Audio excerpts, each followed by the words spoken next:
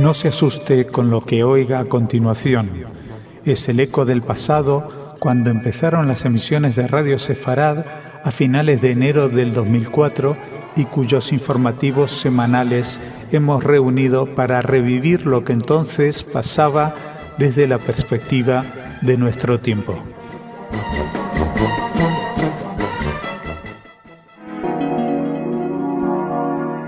En Radio Sefarad, noticias.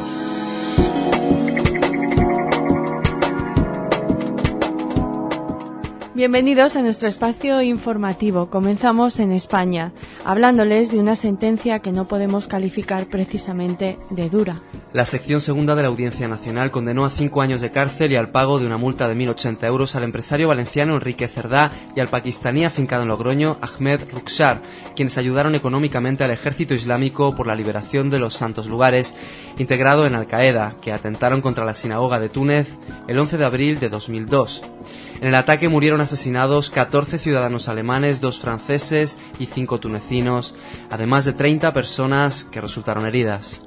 También la policía española detuvo en Barcelona a un hombre sospechoso de tener lazos con una célula terrorista islámica que presuntamente reclutaba combatientes para las bandas terroristas en Irak. Se aburren mucho algunas personas. Se debe vigilar el desarrollo de la prédica islamista en España. Al-Ándalus es parte de las reivindicaciones de Al-Qaeda. Tolerancia cero. Seguimos en este informativo. Seguro que muchos de ustedes le vieron. Ismael Haniyeh fue entrevistado en la cadena española de televisión 4. El primer ministro palestino, Ismael Haniyeh, de Hamás, advirtió ayer en la entrevista que realizó Iñaki Gabilondo en la cadena 4 de que la situación en los territorios palestinos se encamina hacia la catástrofe. Si la comunidad internacional no rectifica y reinstaura la ayuda a pesar de que Hamás siga sin reconocer a Israel. Además, Haniyeh descartó que exista una tensión suficiente como para provocar una guerra civil entre palestinos. Haniyeh no aludió a la reciente decisión del cuarteto sobre enviar ayuda a los palestinos sin que ésta pase por las manos de su gobierno. Tal vez no sea la comunidad internacional quien tenga que rectificar. Que Iñaki Gabilondo y esta cadena española den minutos a Haniyeh para muchos es una muestra más del desequilibrio informativo que se vive en nuestros medios de comunicación. Ninguna sorpresa por otra parte. Tampoco nos suena a nueva la siguiente noticia. Polonia incluye a la extrema derecha en su gobierno. El gobierno polaco ha incluido a 2 partidos racistas de extrema derecha en su afán por conseguir una administración estable. Por su parte, grupos judíos, liderados por la Anti-Defamation League, piensan que este paso solo limitará el esfuerzo del gobierno de Varsovia por mejorar su imagen ante la comunidad internacional, sobre todo de cara a su reconciliación con los judíos.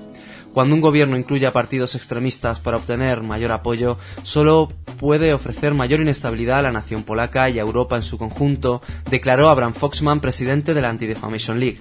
En marzo, el gobierno polaco, a iniciativa de su Ministerio de Cultura, propuso en la ONU cambiar el nombre de campo de concentración de Auschwitz a antiguo campo de concentración alemán nazi Auschwitz-Birkenau.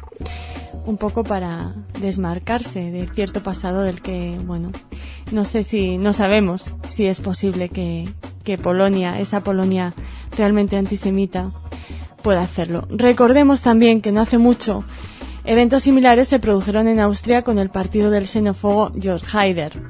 Eventos neonazis. Lo de Polonia no es un acontecimiento aislado y debe ser tomado muy en cuenta, así como denunciado por la comunidad internacional. Del antisemitismo milenario a un hallazgo prehistórico en Israel, que ya les adelantábamos ayer. Descubren cerca de 10.000 instrumentos prehistóricos en Israel. La Autoridad de Antigüedades de Israel ha descubierto cerca de 10.000 instrumentos prehistóricos del periodo paleolítico medio, de entre 50.000 y 200.000 años de antigüedad, según apuntan las fuentes. Para el arqueólogo Omri Barzilai, estos habitantes se establecieron ahí por la cercanía de un yacimiento de cuarzo. En Israel se han descubierto instrumentos similares en el monte Scopus, en donde se ubica la Universidad Hebrea de Jerusalén, y en Emek Refaim, o Valle de los Espíritus, también en Jerusalén. La Biblia tiene, una vez más, razón. Seguimos con noticias arqueológicas, pero ahora en nuestro país. Se encuentran restos humanos frente a una sinagoga del siglo XIV en la Comunidad Valenciana en Burriana, concretamente en la calle de la Judería, hoy día calle de la Sang, en valenciano Sangre. El arqueólogo Vincent Verdegal ha encontrado restos humanos mientras realizaba la excavación de un solar. Por la cercanía a la sinagoga y por su ubicación dentro de la que fuera la aljama o centro de la comunidad judía de Burriana, se presume que los restos podrían pertenecer al antiguo cementerio judío. Josep Ramón Magdalena, autor de un libro llamado La aljama de judíos de Burriana, ubica la escuela o madrasa al lado de la sinagoga donde han sido encontrados los restos. Muy pronto tendremos al profesor Magdalena en Radio Sefarad, quien sin duda nos ampliará esta interesante noticia. Más cultura. Se presentó en Madrid En tierras ajenas yo me voy a morir, con memorias, leyendas y cuentos contemporáneos en judío español. Con la presencia de su autor, Gad Nassi, se llevó a cabo esta presentación ayer por la noche en la residencia del embajador de Turquía en Madrid. Este acto fue patrocinado por el Instituto Cervantes de Estambul. Terminamos ahora con una noticia para el recuerdo. Recordamos la hasta ahora olvidada masacre de Portugal, pasando por la denominada Triple Alianza. 4.000 judíos fueron asesinados y asusados por la Iglesia en el transcurso de 3 sangrientas jornadas durante la Semana Santa de 1506. El 21 de abril de aquel año, una multitud de portugueses encolerizados, a la cual se agregaron marinos alemanes, holandeses y franceses, penetró en el barrio de los nuevos cristianos que eran judíos conversos, masacrando a hombres, mujeres y niños sin piedad. La masacre de Lisboa cayó en el olvido, y pocos historiadores se refirieron a la tragedia durante la época. Solo recientemente se ha recordado esta tragedia y se ha erigido un monumento. Un artículo de Nuevo Digital alude a la Triple Alianza Islámica que busca la eliminación de judíos, minusválidos, homosexuales y católicos. La Triple Alianza la conforman musulmanes conversos españoles y latinoamericanos, la Nación del Islam estadounidense de Luis Farrakhan, que fue fundada por Balance Muhammad, continuada por Elijah Muhammad y Malcolm X. La Triple Alianza lleva a cabo proyectos religiosos, sociales y culturales. No es nuestra alianza preferida, la verdad. Preferimos saludar a Irit Green. Hola, Irit. Hola. ¿De qué vamos a hablar hoy? Hoy hablamos de huevos antiguos de avestruz que han encontrado en Israel. ¿Otro hallazgo arqueológico? Sí, parece que sí. En el territorio costero en Israel pudo haber sido, parece, una sabana africana. A esta conclusión llegaron investigadores a partir del hallazgo casual de huevos antiguos de avestruz. Yariv Melehi, de la Oficina de la Naturaleza en Parques de Israel, dijo: los huevos de avestruz encontrados en esta área son únicos y raros, y pueden decirnos cómo era el paisaje o el hábitat de la región de Sharon hace miles de años atrás. Esta zona se llama ahora el Sharon, por eso le dice Sharon. Fueron encontrados por casualidad por un granjero quien los entregó a la Oficina de la Naturaleza de Parques de Israel. Los 4 huevos de avestruz fueron hallados cuando un miembro del kibutz regaba este campo. Es un campo de patatas. Al regar, los encontró. Bastante más grandes que las patatas, ¿no? Supongo. Sí, se dio cuenta. Dijo el director Ariel Auser de la Oficina de Naturaleza y Parques de Israel. Se estima que los huevos tengan aproximadamente 5.000 años de antigüedades y podrían llevar al descubrimiento de un nuevo pasaje bíblico. Por la integridad de los huevos, los especialistas sugirieron que esa área pudo haber sido el hábitat natural de los avestruces, un lugar abierto sin humanos y casi sin árboles. El avestruz es un pájaro más grande y con mayores necesidades en el mundo. El avestruz necesita grandes espacios, corre rápido y se puede esconder de sus enemigos. Su táctica es escapar una vez que alerta la presencia de un animal rapiña. Por ello, encontrar un huevo en la región del Sharon nos indica que realmente era una sabana hace millones de años, explicó Yariv Malehi. los huevos serán examinados en pruebas de laboratorio para determinar su edad exacta y posteriormente serán trasladados al museo local. Muy bien, allí podremos verlos. Sí, yo creo que sí. Irit, las avestruces son kasher. Sí. Y aparecen en la Biblia. Sí, aparecen en la Biblia, sí. Como símbolo de alguien que esconde la cabeza, no quiere ver la realidad. O sea que ahí viene ese símbolo de la Biblia. Sí. Bueno, muchas gracias por contarnos estas cosas tan interesantes. Hasta mañana. Y hasta mañana a todos ustedes. Gracias de parte de todos los que elaboramos esta síntesis de noticias. Les esperamos para informarse con estas noticias diferentes. Sigan escuchando Radio Sefarad.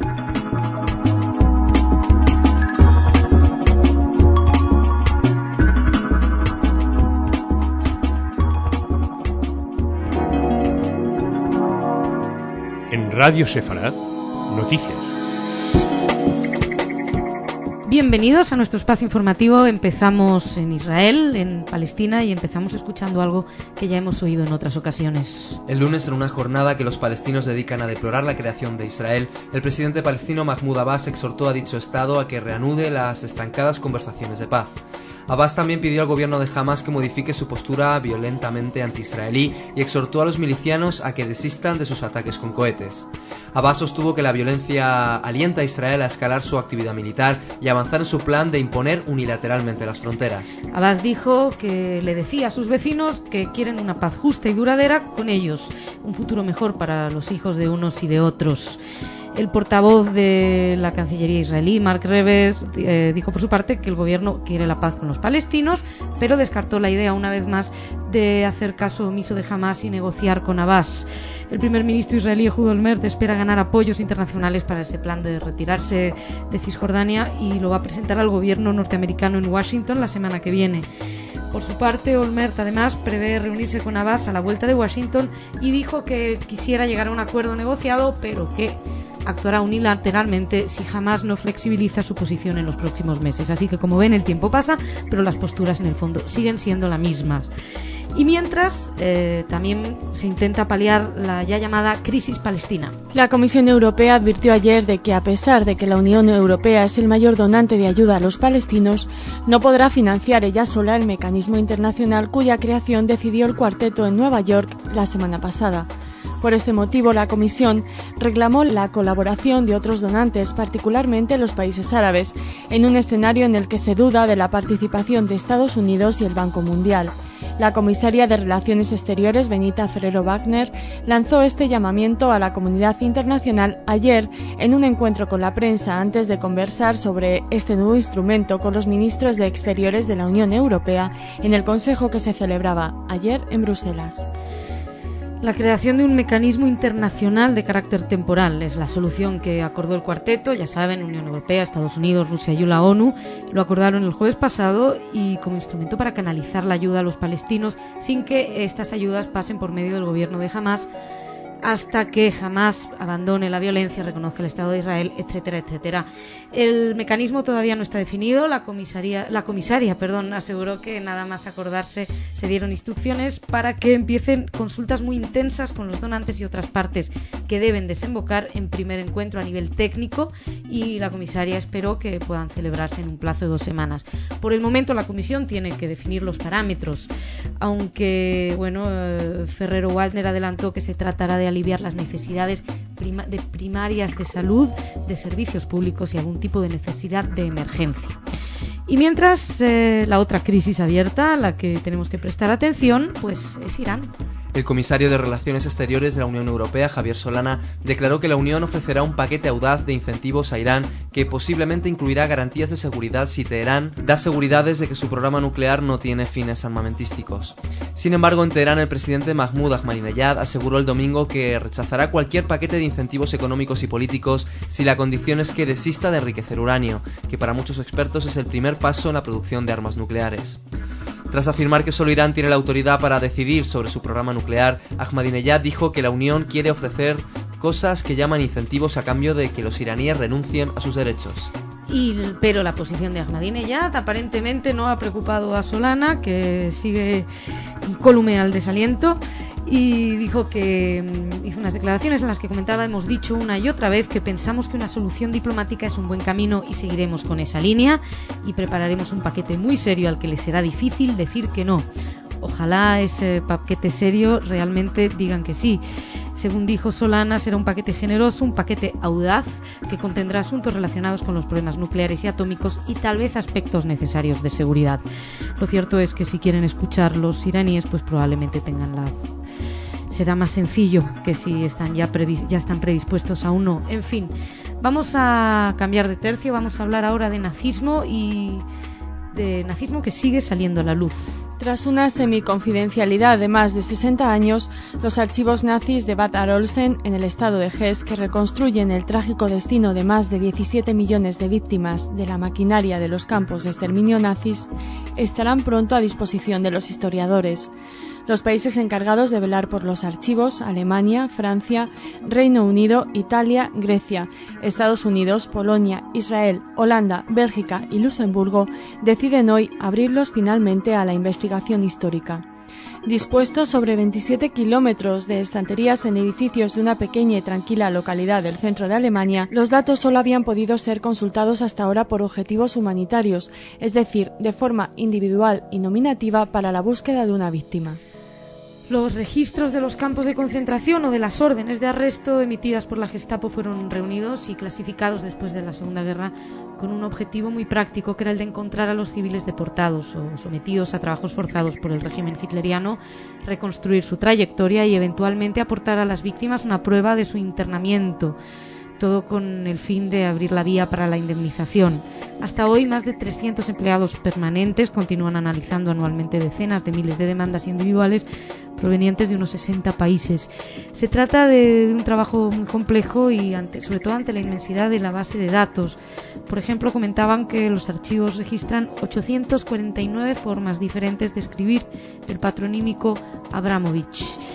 Y de los vestigios del nazismo pasamos a una noticia más cercana, de racismo, por desgracia, cercana en el tiempo y que promete traer consecuencias. Según informó la agencia rusa Novosti, la Liga Europea Árabe, que actúa en el territorio de Bélgica y Países Bajos, difundió en Bélgica una declaración en la que amenaza con tomar posibles represalias por lo que llamaron la masacre racista de Amberes. El jueves, un adolescente mató a una niñera africana y a su pupila de 2 años, tras haber causado heridas graves a una mujer de origen turco. El padre del asesino es un activista del Vlaams Belang, partido de ultraderecha, y su tía diputada del Parlamento belga por esa organización que muchos políticos locales definen como fascista. Pues desde luego que hay que detener estas acciones, denunciarlas, perseguirlas con todo el peso de la ley. Pero bueno, también recordar que la Liga Europea Árabe, cuando la famosa crisis de las viñetas, publicó varias viñetas antisemitas en respuesta. Tampoco creemos que eso sea la respuesta contra el racismo. Una vez más, hay que demostrar que hay que unirse contra el racismo y el antisemitismo, puesto que son de la misma cara de la misma moneda, o diferentes caras de una misma moneda, que es la intolerancia, que hay que perseguir de todos modos, con lo cual esto hay que denunciarlo.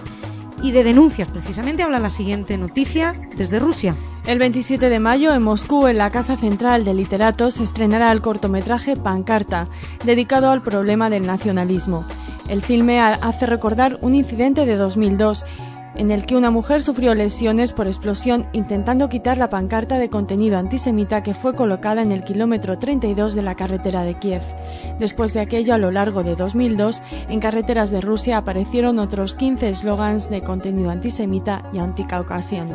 Y un ejemplo de ello es uno que hubo cerca de Tomsk, que estuvo además minado. Y en el intento de quitarlo, 2 obreros quedaron lesionados. Esto dicen los autores de la película. Quienes lleguen a la Casa Central de Literatos el 27 de mayo podrán ver, dicen, la exposición, además, El odio, que trata de la intolerancia en la sociedad. Son unas 50 fotos sacadas de pancartas en cuestión, colocadas en los más diversos confines de Rusia. Es curioso porque en Rusia, que es un país con mucho antisemitismo, realmente lo de las pancartas tal vez sea lo mínimo, pero una vez más son pequeños detalles que hay que perseguir desde el principio, y que desde Rusia lo estén denunciando, pues siempre es una buena noticia. Y vamos terminando esta fase del informativo con una noticia desde aquí, desde España, desde Barcelona, una noticia de recuperación. El Ayuntamiento de Barcelona promueve una nueva fase para recuperar el CAL, el que fuera el barrio judío más populoso de Cataluña y del que ahora apenas quedan unos pocos edificios, 21 de los cuales serán rehabilitados en un plan que prevé la construcción de un centro de interpretación judío. En su momento de esplendor, a mediados del siglo XIV, la comunidad judía de Barcelona superaba las 5.000 personas, lo que suponía el 15% de la población de entonces de la capital catalana, que se asentaba en este intrincado espacio de callejuelas que se extienden por detrás del Palacio de la Generalitat, en donde está documentado que se levantó la sinagoga principal. Según explicó la concejal del ayuntamiento, Katy Carreras, a su recorrido por estas calles, acompañada por el director de fomento de Ciutat Vella, José María Torres, es allí donde el ayuntamiento interviene desde hace un par de años con un programa de rehabilitación promovido a través del distrito de Ciutat Vella y la Comisión Integradora del CAL.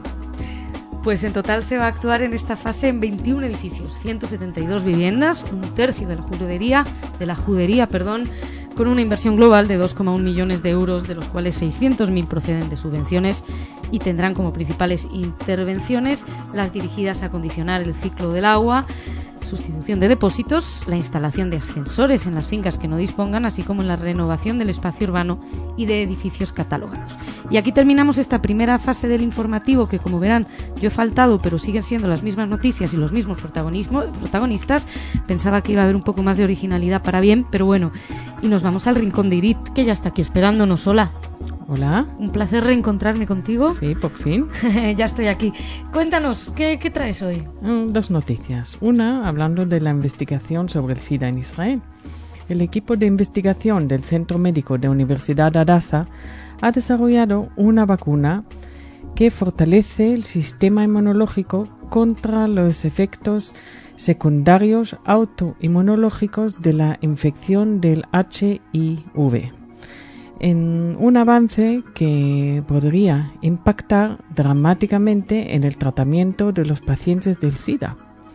Los investigadores descubrieron que aunque el tratamiento con el cóctel ampliado de medicamentos contra el SIDA mata el virus, el sistema inmunológico continúa matando a las células sanas, mientras que el virus desaparece. En muchos pacientes sus sistemas inmunológicos siguen siendo peligrosamente ineficaces contra alimentos extraños y muchos de los pacientes terminan muriendo debido a efectos secundarios y a enfermedades oportunistas. La investigación desarrollada entre el 1998 y el 2002, con el periodo de supervisión de 2 años más, que se propuso una vacuna que detuviera este proceso destructivo autoinmunológico. 7 pacientes participaron en el estudio y 5 respondieron positivamente.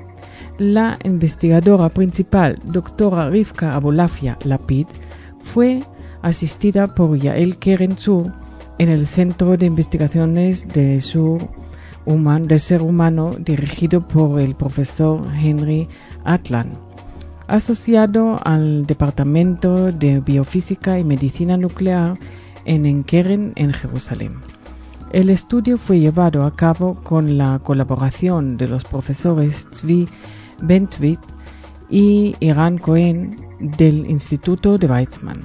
La doctora Abolafia Lapid dijo al respecto de sus investigaciones y trabajos: nuestro objetivo no era prevenir la infección del virus, sino fortalecer el sistema inmunológico y emplear nuestro tratamiento de vacunación como complemento de la medicación antivirus. Debido a que el proceso autoinmunológico continúa incluso después de la eliminación del virus, la vacuna que hemos desarrollado trata de parar ese proceso destructivo. Nuestra vacuna complementa el cóctel de medicamentos para que el cuerpo deje de seguir autodestruyéndose. Pues desde luego es para felicitar a esta gente que se dedican a esto y desearles toda la suerte del mundo. Y creo que tenemos algo más, ¿verdad? Sí, una noticia muy cortita. Los judíos de Cataluña reclaman el retorno de sus documentos, libros, objetos de culto explotados por las tropas de fascistas de Franco en la ocupación de Barcelona. Dicha reclamación se encuentra en la recuperación de la dignidad y en el resarcimiento histórico de la represión fascista en España. Sí, creo que están los archivos de Salamanca, que son la misma que ya plantearon bastantes problemas aquí en España, que llegó a los tribunales más altos, pero esto también forma parte de las reclamaciones. Igit, muchísimas gracias. Gracias a ti. Muchas gracias a ustedes. Nos encontramos mañana con más información.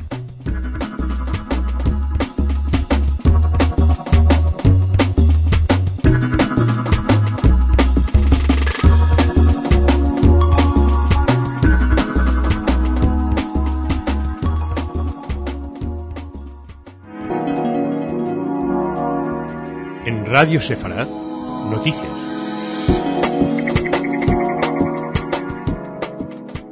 Bienvenidos a nuestro espacio informativo. Empezamos, para variar, hablándoles de Israel. Según funcionarios estadounidenses, los Estados Unidos informaron a Israel de no solicitar financiación para el plan de retirada unilateral de Judea y Samaria del primer ministro Ehud Olmert durante su próxima visita a Washington. Este mensaje fue entregado al primer ministro a través del vicepresidente de la Conferencia de Presidentes de las Grandes Organizaciones Judías Norteamericanas, Malcolm Hoenlein, durante el encuentro del lunes con el premier. El gobierno israelí no tenía planeado solicitar ayuda económica durante la visita para el propuesto plan, pero la administración norteamericana quería asegurarse de que este fuera el caso. El plan de convergencia, que lo llama así Olmert a su plan de desconexión, tendrá un costo estimado en $10 billones. Estados Unidos e Israel discuten aún el paquete reducido de ayudas para financiar el desarrollo económico del Negev y de la Galilea tras el plan de retirada de la Franja de Gaza. La financiación se puso en duda tras el devastador daño que causó el huracán Katrina. La ayuda, que iba a ser de aproximados 2 billones, ha sido reducida más tarde a un poquito más de 1 billón, y el dinero tiene que ser destinado exclusivamente para el desarrollo del Negev y de Galilea. Mientras, Abbas pide en Europa una oportunidad para Hamás. El presidente palestino Mahmoud Abbas surgió ayer en el Parlamento Europeo a reanudar la ayuda internacional a la Autoridad Nacional Palestina para prevenir una catástrofe humanitaria y dar una oportunidad al gobierno de Hamás. Ante un pleno reunido en sesión solemne, Abbas expuso su intención de promover un diálogo nacional entre las distintas tendencias políticas palestinas con vistas a propiciar que el Ejecutivo se comprometa con el proceso de paz con Israel y la legalidad internacional. Abbas advirtió de que hay que darle al nuevo gobierno palestino la oportunidad de adaptarse a las exigencias básicas de la comunidad internacional. También dijo que las negociaciones son competencia de la OLP, de la Organización para la Liberación Palestina, y dijo que están totalmente dispuestos a regresar de manera inmediata a la mesa de negociación para alcanzar un acuerdo que ponga fin al largo conflicto. El mandatario palestino fue recibido y despedido en el Pleno con una larga ovación por los eurodiputados. Y bueno, Abbas a su vez respondió con aplausos, con agradecimientos por la ayuda de la Unión Europea al pueblo palestino. El presidente del Parlamento, Josep Borrell, lo presentó ante el hemiciclo como el único actor capaz de dialogar con todas las partes implicadas. Y mientras se habla de diálogo, por su parte, Yihad Islámica, que no quiere dejar de demostrar que ellos el diálogo no les va, lanzó un cohete Katyusha que no causó víctimas, el tercero con un Katyusha disparado desde Gaza. Bueno, no causó víctimas, 30 pollos mató, porque lo tiraron contra un gallinero en una comunidad agrícola. Mientras, otros amigos se reúnen para ayudar a crear buen ambiente en el planeta. En ausencia de los representantes de 8 países árabes, varios enviados de otros países de Oriente Medio se reunieron en Damasco para estudiar la forma de revitalizar el boicot del mundo árabe a Israel y sus productos. La reunión fue convocada por la Oficina Central del Boicot contra Israel, con sede en Damasco, que fue creada hace casi 50 años por la Liga Árabe con el objetivo de aislar en el ámbito económico a dicho Estado tras la Guerra de los 6 días, en junio de 1967. La cita fue abierta por el comisionado general de la oficina, el tunecino Mohamed Tayyib Bouxla, que subrayó que el boicot representa una forma de defenderse y una manera de obligar a Israel a cumplir con las resoluciones de la legalidad internacional y lograr un mundo en el que prevalezca la paz y la seguridad. La paz y la seguridad. Grandes ausentes: Egipto, Jordania, Marruecos, Qatar, Omán, Bahrein, las Islas Comoras y Mauritania. Entre estos países, Egipto, Jordania y Mauritania tienen relaciones diplomáticas plenas con Israel, mientras que los otros 4, salvo Comoras, han tenido algún tipo de intercambio comercial con dicho Estado. También hay que recordar que pese a hablar del boicot, también se hace un intercambio ilegal y se termina, incluso tienen que inventar trucos para comprar Israel, pero que no se note que está hecho Israel muchos de los países. Sería todo mucho más sencillo si se sentaran a negociar por fin. En fin, vamos a seguir con polémicas, en este caso desde Italia. La publicación en el diario Liberazione, vinculado al partido Refundación Comunista, de una viñeta sobre los judíos en un campo de concentración, desató la polémica en el país y el embajador israelí Ehud Gol exigió las excusas por parte del periódico. Gol envió una carta al director de Liberazione, Piero Sansonetti, en la que califica la viñeta publicada el pasado viernes en el diario de vergonzosa y antisemita y pide las excusas en las páginas del rotativo a todos los judíos. El portavoz de la comunidad judía de Milán, Yasha Reitman, pidió una reacción del presidente de la Cámara de los Diputados, Fausto Bertinotti, miembro de Refundación Comunista. Y la declaración de Bertinotti no se hizo esperar. Afirmó que aunque Liberazione es un periódico autónomo y que es forzado pedirle a él, que consideraba forzado que se le pidiera a él que se expresase sobre esto, su opinión era que en estos tiempos, para convivir entre las varias culturas y religiones, sería mejor que se evitasen todas las manifestaciones, incluso las satíricas, que pueden ser vistas como ofensivas para las comunidades a las que se refieren. En este caso, la viñeta, pues algo muy original, comparaba la situación de los palestinos con la situación de los judíos en los campos de concentración, más en concreto en Auschwitz. Y ahora pasamos a hablar de una subasta que de alguna manera nos recuerda cómo se empieza con simpatía y cómo se puede llegar a cierto horror.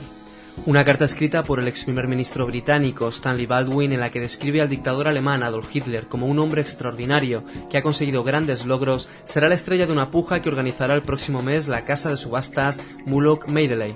La carta, con un valor estimado entre unos 438 y 730 euros, está dirigida a un amigo del político conservador y fue escrita en 1936, 3 años antes del inicio de la Segunda Guerra Mundial.